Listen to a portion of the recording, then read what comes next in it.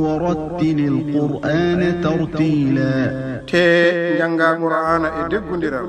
sesa taw ina labti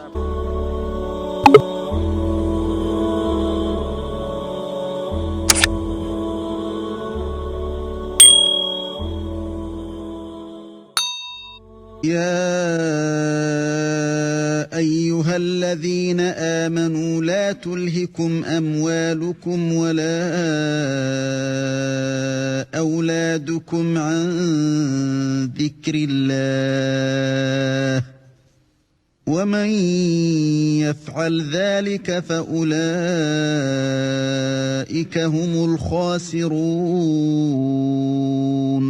he mon gongdinɓe oto jawɗele mon e ɓiɓɓe mon mbom on ha kada on siftorde Allah e kala baɗɗo ɗum ko ɓen goni ɓelsuɓe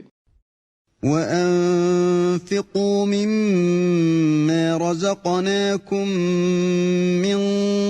قبل أن يأتي أحدكم الموت فيقول رب لولا أخرتني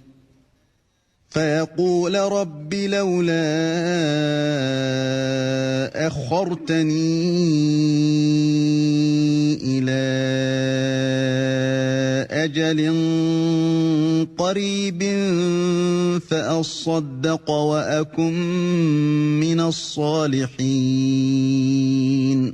tottire he ɗum komin jiɗi on ko adinde mayde ina ara he goto e mon tan o wiye jomam sinno fof a nemnaninomi faade tuma ɓadiɗo mami wokkiranno sakko toon kadi nemi laato jeeyede e ɓen moƴƴuɓe ولن يؤخر الله نفسا إذا جاء أجلها والله خبير بما تعملون te Allah nemnanta fittandu so dottonde mum ari lajal e Allah ko kumpitiɗo ɗum ko gollaton